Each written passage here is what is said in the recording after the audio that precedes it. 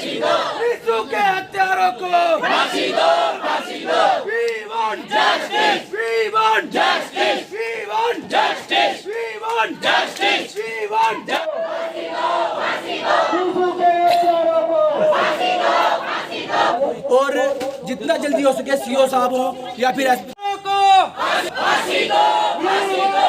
अत्याचार नहीं सहेंगे।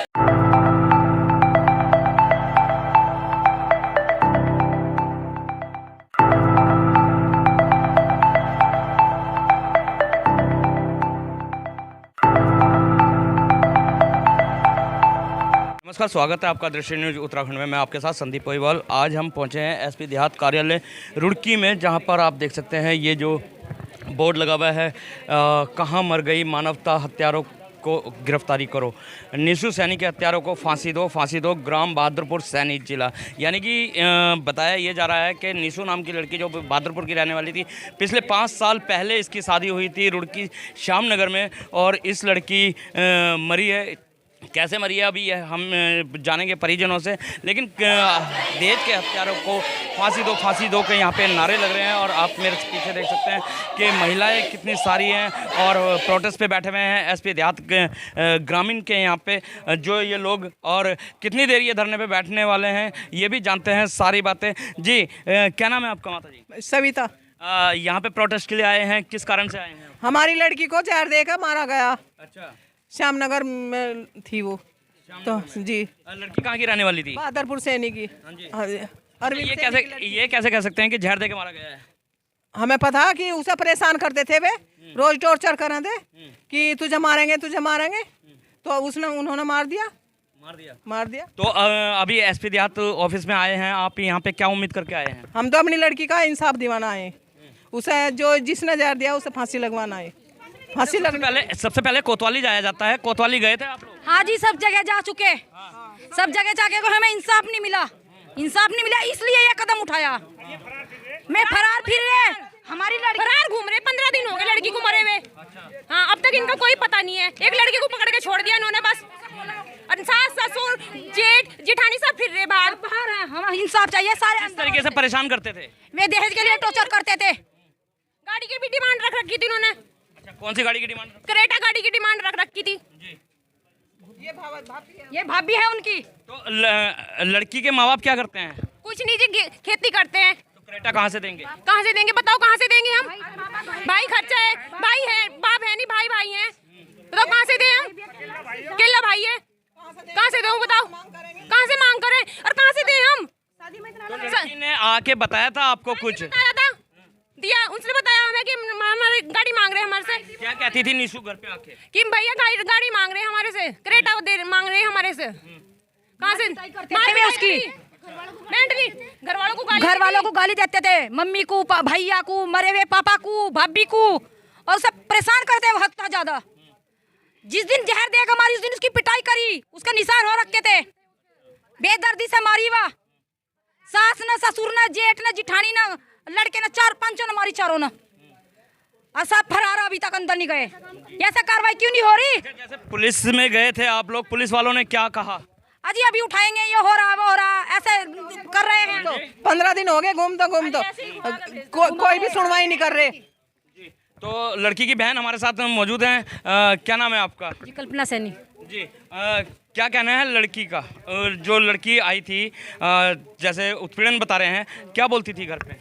वो बहुत ज़्यादा परेशान थी, इस दहेज के मामले में परेशान करते थे, लेकिन वो अपने रिश्ते के निभाने के चक्कर में आज सुधरेंगे, कल सुधरेंगे, लेकिन नहीं सुधर पाए।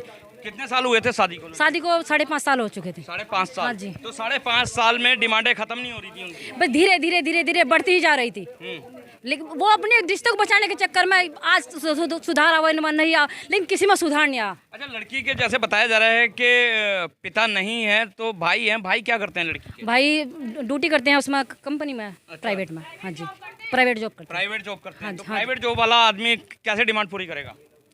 खेती अच्छी है, उसकी इनकम भी अच्छी है, क्योंकि वो अब उस पर है, उसकी पोस्ट अच्छी है। अच्छा, जो दहेज मांग रहे थे लड़का क्या करता है, जो निशु का हस्बैंड था? ये कुछ नहीं करता, सिर्फ करता था, वो बेरोजगार था, कुछ नहीं करता था। शादी के टाइम में वो जॉब करता था, फिर उसने छोड़ दी थी वो जॉब। सिर्फ शादी करने के लिए उसने जॉब की थी, उसके बाद में उसने छोड़ दी थी, घर पे बैठा रहता था और निशु को परेशान करता था। सास ससुर गाली गलौज करते थे, जाओ दहेज मांग के लाओ। उनकी डिमांड कभी पूरी नहीं होती थी, आज हमारे लिए लेके आना, आज हमारे लिए ये लेके आना, बस यही करते थे। तो निशु जॉब करती थी कहीं पे? निशु जॉब नहीं करती थी। निशु तो अनपढ़ बना रखी थी उन्होंने कि जहर खुद लाके खुद खाया उन्होंने। घर से बाहर भी घूंघटा लेकर ले जाते थे उसे बेदर्दी पने से पहले मारा, उसका फोन छीना और फिर उसे जहर दिया इन लोगों ने। अरे 8.5 लाख रुपए केस दिया था शादी में, खूब बढ़िया शादी करी थी, दहेज के भुकने थे वो। उनको फांसी की सजा मिलनी चाहिए, जैसे हमारी लड़की मरी है ऐसा ही वो मरने चाहिए, तीनों चारों। नहीं यहीं मरेंगे हम भी। पुलिस के पास गए, पुलिस ने क्या कहा? पुलिस ने गड्डी भर ली पैसों की, पुलिस कुछ नहीं कर रही। 12 दिन हो गए आज लड़की को मरे हुए। हाँ, 4 साल का उसका बच्चा तड़पता छोड़ के गए हैं। पुलिस कह रही है 2 दिन में 3 दिन में 15 दिन हो गए, अभी तक पुलिस ने कुछ नहीं किया। अच्छा, जैसे इस तरह की जो डेथ होती है उसमें पोस्टमार्टम के लिए भेजी जाती है बॉडी, तो पोस्टमार्टम रिपोर्ट में क्या है? हमें नहीं मिली पोस्टमार्टम रिपोर्ट, नहीं पता है, हमें नहीं मिली। वो पुलिस के पास चली गई, हमें नहीं बता रहे वो पोस्टमार्टम में क्या है। पड़ रहे थे चेहरे पे नील थे, उसके ऐसे करके खींचा गया उसके मुंह को। उसकी कमर पे, पेट पे लोहे की रोड जो होती है उससे उसकी पिटाई की गई। एक बार ही तो बेटी को दहेज देते हैं, बार-बार थोड़ी देते हैं दहेज। ये बताओ आप। जब आप ये बताओ, एक पढ़ी लिखी हम लड़की, पढ़ी लिखी की शादी हो रही है, MSc first division with BEd, तो उसे क्या चाहिए? उन्हें क्या दहेज के लिए भी शादी करे थे उस लड़की के साथ? रेगुलर उनकी डिमांड रही कि आज ये दो, ये दो, ये दो। अब जहर 12 बजे। अच्छा, जैसे अभी आप लोग यहाँ पे आए हैं, एसपी देहात साहब के यहाँ पे आए हैं ग्रामीण के, यदि आपकी सुनवाई नहीं होती है तो क्या आपका अगला कदम होगा? हम अनशन पे बैठ जाएंगे सर, हम यहीं बैठे। नाम है सुनवाई नहीं होगी, यहीं बैठे हैं। हम इंसाफ चाहिए हमें, हम यहीं बैठेंगे, हम यहाँ से नहीं जाएंगे। चारों को ऐसे ही फांसी का फंदा मिलना चाहिए, जैसे हमारी लड़की तड़पती गई है ऐसे ही वो तड़पते जाने चाहिए। डंडे बजे उन पे, ऐसे ही उन्हें फांसी दी जाए। तो सुना आपने कि कितना आक्रोश है। लड़की पढ़ी लिखी थी, बता रहे हैं MSc लड़की ने की थी, और पढ़ा लिखा के जहां एक तरफ हिंदुस्तान के अंदर बात होती है बेटी पढ़ाओ और बेटी को बचाओ, लेकिन वहीं दूसरी तरफ बेटी के साथ शोषण हो रहा है। और ये अपनी शिकायतें लेके पुलिस के पास भी गए हैं, लेकिन पुलिस ने भी कुछ नहीं किया। यहाँ तक कि 12-15 दिन बता रहे हैं कि हो गए हैं, लेकिन पोस्टमार्टम रिपोर्ट भी अभी तक नहीं मिली। और आक्रोश में ये लोग बैठ गए हैं यहाँ पे भूख हड़ताल में। तो हम कोशिश करेंगे लड़की के जो भाई हैं उनसे भी जानने की कि उनका क्या कहना है। तो लड़की के भाई भी हमारे साथ हैं और नारे लगते हुए निशु के हत्यारों को फांसी दो, फांसी दो। ये लड़की के भाई हैं। क्या नाम है भाई जी? अवनीश सैनी। अत्याचार। क्या नाम है आपका? अवनीश। अवनीश भाई, क्या हुआ था निशु के साथ? जहर दे के मारा है उन लोगों ने। अच्छा, कैसे पता लगा क्या जहर ही दिया आपने? ये तो निशु ने बताया था। रात को 2 बजे के आसपास हमें कॉल आया था, तो उस वक्त पता चला था कि ये जहर दिया है। अच्छा। तो जैसे आप गए हैं वो जहर का ही कैसे पता लगा आपको? जहर उन्होंने बताया ना निशु अच्छा, ने। जैसे यहाँ पे बता रहे हैं कि दहेज के लिए भी प्रताड़ित करते थे, तो आपकी बहन निशु आके बोलती थी घर पे कि ऐसे मेरे साथ तो हो रहा है? हाँ, वो बताती थी कुछ कि मतलब दहेज वहेज मांगते, तो हम लोग कोशिश करते थे कि जितना वो मांग रहे उससे ज़्यादा देने की कोशिश लड़का करते क्या करता था? लड़का पहले तो जॉब करता था, जब शादी की थी उसके बाद उनकी खुद की फैक्ट्री थी, उसमें काम करता था। अच्छा, खुद की फैक्ट्री में? हाँ। ऐसा तो नहीं है कि निशु नाम की फैक्ट्री आ चुकी थी कि वही उसका पूरा करे? नहीं, ऐसा तो कुछ नहीं था। मतलब ऐसा तो नहीं, मतलब जैसे दहेज की मांग कर रहे थे कि दहेज तो मांगते रहते थे वो लोग। हाँ। कितनी बार आपने दिया? उनकी डिमांड कितनी बार पूरी करी है? अब हम लोग तो हर महीने करते ही रहते थे, कुछ ऐसे तो नहीं था कि मतलब जो ऐसे लिखा है हमने कहीं कि कितना कितना दिया है। हर महीने कुछ ना कुछ देते ही रहते थे। तो बहन का दुख देख के भाई से देखा नहीं गया, इसलिए हर महीने कहीं ना कहीं डिमांड पूरी करते थे। और लड़का इतना निठल्ला हो चुका था कि कुछ नहीं करता था, ये कहना है इन लोगों का। हमारे साथ कुछ और भी भाई हैं, उनसे भी जान लेते हैं। भाई, क्या कहना है आपका? देखिए, जैसा भाई ने बताया कि हर महीने वो दहेज भी देते, और आपने पूछा कि आपको कैसे पता लगा जहर। देखिए, ये पुलिस की जो पोस्टमार्टम रिपोर्ट है उसमें भी पुष्टि हो चुकी है कि जहर दिया गया है और लड़की को मारा गया है। ठीक है। और जब परिजनों के पास फ़ोन आया उसमें भी लड़के के द्वारा ये बोला गया था कि लड़की ने कुछ खा लिया। मतलब उसको हॉस्पिटल नहीं लेके गए। आपके 10 मिनट की दूरी पे या 5-10 मिनट की दूरी पे हॉस्पिटल है, यहाँ पे हॉस्पिटल नहीं ले जाया गया। घर वालों को ये बताया जाए कुछ खा लिया। और आप अंदाज़ा लगाओ कि घर वाले पहले हॉस्पिटल में पहुँच गए, वो लोग हॉस्पिटल में जब भी नहीं आए। उनको जब तक वो हॉस्पिटल में नहीं आए, जब तक उसके प्राण भगवान ऊपर ना ले गया हूँ, तब तक नहीं ले, वो तड़पती रही वहीं पर, क्योंकि ऐसा जहर दिया जो मुंह से जहर, उसके जो होंठ वगैरह वो भी नीले पड़े थे। आप देख सकते हो कितने दुर्दांत तरीके से उन लोगों ने मारा है, और राक्षस प्रवृत्ति के वो लोग हैं। ऐसे लोगों का सिर्फ और सिर्फ एक ही इलाज है, वो है फांसी। अच्छा, श्यामनगर में बताया जा रहा है कि लड़की की ससुराल थी, किस जगह पे थी ससुराल? गली नंबर 7 में श्यामनगर में, और लड़की जो मुल्क रहने वाली थी वो बहादुरपुर सैनी की थी जी। तो सुना आपने कि बहादुरपुर सैनी से लड़की के जो परिजन थे वो लोग हॉस्पिटल में आ चुके हैं, लेकिन श्यामपुर गली नंबर 7 जो कि मुश्किल से 1 किलोमीटर की दूरी है, वहाँ तक लड़की के ससुराल वाले नहीं आ पाए। तो कुछ और भी लोग हमारे साथ हैं, उनसे भी जान लेते हैं। क्या कहना है भाई साहब आपका? जी, रविश कुमार जी, क्या कहना चाहेंगे आप? भाई साहब, इसमें ऐसा है, जो निशु है उस प्री प्लान तरीके से उसकी हत्या की गई है, क्योंकि रात 8 बजे उसके बच्चे को उसके जेठ के पास ऊपर पहुंचा दिया गया था, और फिर इन्होंने उसकी जहर देकर पकड़ के जहर, यानी कि उसकी जहर दिया गया उसे, और उसकी वो जब बेसुध हो गया और 1:30 बजे हमसे पूछा गया कि उसे कहाँ, उसने उसकी तबीयत ख़राब, उसे कहाँ लेकर जाएँ। तब हमने कहा भाई अस्पताल लेकर चलो, हम भी आ रहे हैं। और उसने वहाँ हमें भी बताया कि इन लोगों ने मुझे जहर देकर मार दिया। वो बेसुध सी हो रही थी। अच्छा, बयान थे लड़की के? हाँ, लड़की के बयान थे। वो बेसुध सी हो रही थी और उसने बताया, और उसने क्रेटा कार की उनकी डिमांड थी, और जो भाई हैं उनके अवनीश, उन्होंने ये कहा था कि पॉपुलर के पेड़ खड़े हैं और मैं बरसात के बाद 8.5-10 लाख रुपए के पेड़ हैं वे, और मैं क्रेटा कार दे दूंगा। वो इस पर उसमें ये जो तीज का त्यौहार था उस पर उसकी सास ने ये बोला था कि मेरे लिए निशु अपने मायके से कुंडल ला। उसके कुंडल देख लिए थे उसने कि ऐसे ही सोने के कुंडल और 5,000 रुपये की साड़ी लानी है, इससे कम की नहीं है। तो निशु ने ये बात घर बताई, जब हमने सारा सामान तैयार कर रखा था और इतवार में लेकर तीज के त्यौहार पे उसके पास आना था, लेकिन उससे 2 दिन पहले ही उन लोगों ने उसकी निर्मम हत्या कर दी। एक परिप्लान हत्या है। उस हत्या में उसकी जो जेठानी है उसका भी अहम रोल है, क्योंकि उन सब लोगों ने एक परिप्लान प्रोग्राम बनाने के बाद ही उसकी हत्या की है, और किसी को भनक ना लगे इस वजह से उसे इतना प्रताड़ित किया गया है। और उसके जेठ द्वारा भी, जेठ एक एडवोकेट है, उसने एक प्री प्लान बनाकर पैसे, और अभी ये कहते फिर रहे हैं, क्या नाम है जेठ का? सुनील। अभी ये कहते फिर रहे हैं कि हमने तो पैसा भर दिया है और हमारा कुछ नहीं बिगड़ता, और ये 2-4 दिन रो धोकर बैठ जाएंगे, इनके बस का कुछ नहीं है, इन्हें न्याय नहीं मिलेगा कि हम खरीद चुके हैं न्याय। जो प्रताड़ित कराया जाता था निशु को, ऐसा तो नहीं था कि लड़की पसंद नहीं थी, उनकी नापसंद से शादी हुई थी? नहीं, पसंद की थी उन्होंने, और पसंद करने के बाद ही उन्होंने फाइनल किया था कि अच्छी है लड़की। उन्होंने लड़की के डॉक्यूमेंट्स भी देखे थे, लड़की MSc BEd थी, तो वो कहने लगे कि हमने एक लड़की जगह और कहीं देखी थी, और वो लड़की के जो डॉक्यूमेंट्स थे वो इंटर पास थी, कहीं धोखा ना हो हमारे साथ। उन्होंने हमारी लड़की के MSc और BEd के डॉक्यूमेंट्स भी देखे थे। लड़का कितना पढ़ा लिखा है, जैसे आप बता रहे?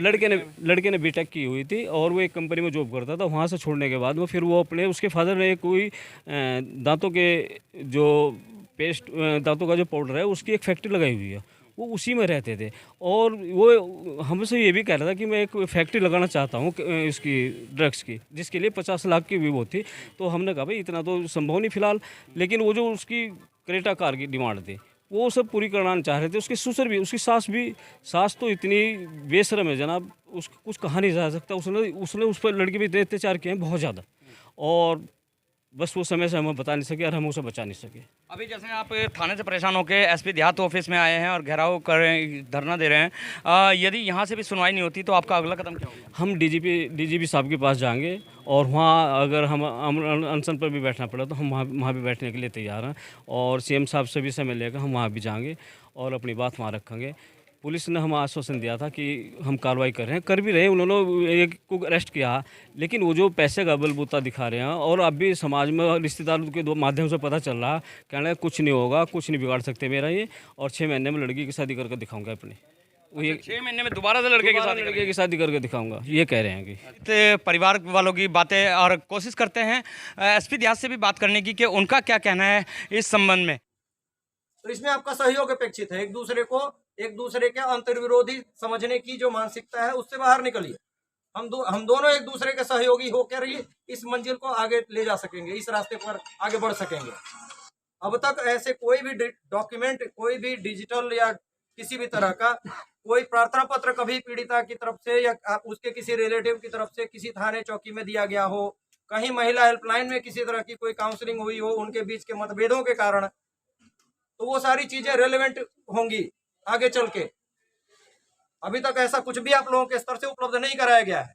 तो ये चीज समझिए कि अगर आप में से किसी भी बहन, भाई, नाते रिश्तेदार, इष्ट मित्र, सखी, सहेली, मित्र, किसी के पास कोई चीज है जिसको रेलेवेंट के रूप में, जो उनके उत्पीड़न को की रेलेवेंसी बता सके और उसको इस्टेब्लिश कर सके, तो आप लोग आगे आइए, जरूर दीजिए।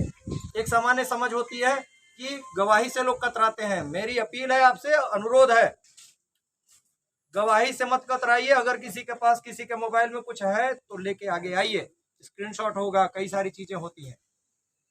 डिजिटल मीडिया का युग है ये। आजकल इस भीड़ में से कुछ लोग हो सकता है आपका साथ हम अंतिम तक ना दे पाए, लेकिन हम आपके साथ अंतिम तक मिलेंगे। आप जितनी भी अदालतों तक ये लड़ाई चलेगी। और आईओ साहब तो पता चला अगर ये सुप्रीम कोर्ट तक भगवान न करे ये मामला गया, और गया भी तो भी ये हमेशा मिलेंगे 40 साल बाद तक भी अगर ये लड़ाई चली, क्योंकि ये लड़ाई हम सबको मिलजुल के ही लड़नी है। एक दूसरे के साथ ऐसे दिखने से कोई हासिल नहीं होगा, मंजिल पहुंचने में हमें ही कठिनाई होगी। पूरे घटनाक्रम के दौरान 5 लोग पीड़िता के साथ 5 घंटे तक वहां उपस्थित रहे और किसी ने भी पुलिस को ये सूचना नहीं दी, ना 100 नंबर, ना 112 नंबर, ना किसी और रूप। ठीक है, 5 घंटे में ये एक महत्वपूर्ण साक्ष्य हो सकता था कि पीड़िता के बोलने की स्थिति में थी। ये रवि जी ही खुद बता रहे हैं, तो बोलने की स्थिति में उनके मृत्युकालिक कथन कराए जा सकते थे। इतने महत्वपूर्ण जो एविडेंस बन सकता था, कुछ नहीं, अपने ही मोबाइल से इन 5 लोगों में से कोई रिकॉर्ड करता या एक स्टेटमेंट डॉक्टर साहब से ही रिकॉर्ड करवा देते। पुलिस को सूचना अगर मिल जाती तो पुलिस तो सारी कर लेती। किसी ने 100 नंबर पे कॉल भी नहीं किया। नजदीकी थाना वहीं से 1 किलोमीटर की भी दूरी नहीं है, मुश्किल से 800 मीटर की दूरी होगी थाने की। वहीं से आसपास से गुजरते रहे लोग, गंगनहर कोतवाली से गुजरते रहे। रुड़की में कोई तिलक राज जी या करके डॉक्टर साहब के पास वो आए, उनसे बातचीत की। सिविल लाइन कोतवाली हमारी पड़ती है, सब बीच रास्ते में थे। आवागमन इतने लोगों का हुआ, इतने थाने हैं, इतने चौकियां हैं, कहीं कोई कुछ तो बोले। सबसे महत्वपूर्ण साक्ष्य होता है जब कोई पीड़िता या किसी की मृत्यु होने की संभावना लगे तो तत्काल पुलिस को सूचना देना, ताकि मजिस्ट्रेट के समक्ष उनके मृत्युकालिक कथन कराया जा सके। वही नहीं हो पाया, और वो हुआ मतलब आप लोगों के द्वारा एक सूचना नहीं देने के कारण। सूचना आती है जब रेफर हो जाती हैं पीड़िता सक्षम हॉस्पिटल के लिए, वहां से PI आती है, पुलिस को इन्फॉर्मेशन आती है। ठीक, उस सूचना पर पुलिस तत्काल पहुंचती है। 7:08 10 मिनट के अराउंड उनकी मृत्यु हो जाती है। आप सोच रहे हैं कितना महत्वपूर्ण चीज जो हो सकती थी, और वो चीज एक आप लोगों की लापरवाही से नष्ट हो गई, जो सबसे इंपॉर्टेंट हो सकता है। पीड़िता बोलने की स्थिति में थी, कोई रिकॉर्ड ही कर लिया होता, इन्हीं में से कोई। इतने कैमरे अभी चल रहे हैं, देख रहे हैं आप, इतने कैमरे चल रहे हैं। उस दिन कोई कैमरा किसी ने नहीं चलाया। आपके बीच के ही वो सारे लोग रिलेटिव थे, 5 लोग। अब सर बाहर जो आए थे सभी ने जन प्रदर्शन भी कुछ देर के लिए, तो उन्होंने आपको किस चीज़ के लिए वो करा और क्या आश्वासन दिया? उन लोगों से ये अपेक्षा की गई है कि वो पीड़िता के मृत्यु से पूर्व यदि किसी तरह के उसके ससुराली जनों के द्वारा उत्पीड़न किए जाने के संबंध में उनके पास कोई अगर रेलेवेंट डॉक्यूमेंट है, डिजिटल डॉक्यूमेंट है, या कोई किसी तरह की रिकॉर्डिंग है, कॉल रिकॉर्डिंग या वॉइस रिकॉर्डिंग, कुछ भी हो, वो उपलब्ध कराएं विवेचक को। अभी तक उन लोगों के द्वारा इस तरह के महत्वपूर्ण साक्ष्य नहीं उपलब्ध कराए गए हैं। तो ये अपेक्षा इसीलिए सभी से की गई पब्लिकली कि बिना महत्वपूर्ण साक्ष्यों के विवेचना में अग्रिम कार्रवाई किया जाना आसान नहीं होता। इसलिए उस उत्पीड़न को साबित करना आवश्यक होने है, और इसीलिए उस दिन जब पीड़िता के मृत्यु से संघर्ष कर रही थी, इन लोगों के द्वारा बताया गया कि वो बोलने की स्थिति में थी, लेकिन यह भी बताया गया कि 5 घंटे तक 4-5 परिजन इनके पीड़िता के वहाँ मौजूद थे, और वहाँ पर किसी भी तरह की उनके द्वारा वीडियो रिकॉर्डिंग ना तो उस समय की गई, ना ही पुलिस को किसी तरह की कोई सूचना दी गई। अगर पुलिस को सूचना दी जाती है तो पुलिस के द्वारा तत्परता से 100 नंबर पे या किसी थाने में कोई सूचना नहीं दी गई। सूचना सुबह 6:45 पर अस्पताल से, सक्षम हॉस्पिटल से मिली और 7:00 पर उक्त पीड़िता की मृत्यु हो गई। रात्रि में लगभग 1:30-2 बजे के बाद से 6:45 बजे के बीच तक किसी भी पीड़िता के परिजन के द्वारा किसी पुलिसकर्मी को या थाने को, चौकी को या 100 नंबर पर या 112 नंबर पर कोई सूचना नहीं दी गई, ना ही और इसके कारण उस पीड़िता का मृत्युकालिक कथन भी नहीं कराया जा सका। इवन अभी जानकारी इन्हीं लोगों के द्वारा दी गई है, पीड़िता के परिजनों के द्वारा, कि उनके द्वारा उस दौरान किसी तरह की कोई वीडियो रिकॉर्डिंग भी नहीं की गई कि पीड़िता जो बोल रही थी वो क्या क्या रिकॉर्ड हो। अभी इस संबंध में इन लोगों से भी सहयोग की अपेक्षा व्यक्त की गई है और इन्हें आश्वस्त किया गया है कि विवेचक इनके द्वारा उपलब्ध करे गए सभी साक्ष्यों को विवेचना का अंग बनाएंगे और इनके सहयोग और पुलिस इनके साथ निरंतर सहयोग करेगी और आगे विवेचनात्मक कार्रवाई को आगे बढ़ाया जाएगा। एसपी साहब के पास आए हैं और दहेज के इतने लालची थे कि त्यौहार आ रहे हैं और इन्होंने पूरा इंतजाम कर दिया था, लेकिन त्योहारों तक का भी इन्हें मौका नहीं दिया गया, इनकी लड़की को मार दिया गया। तो इसी तरीके की खबरें लेके आते रहेंगे और दिखाते रहेंगे। जब तक के लिए दीजिए इजाज़त। जय हिंद, जय भारत, जय उत्तराखंड।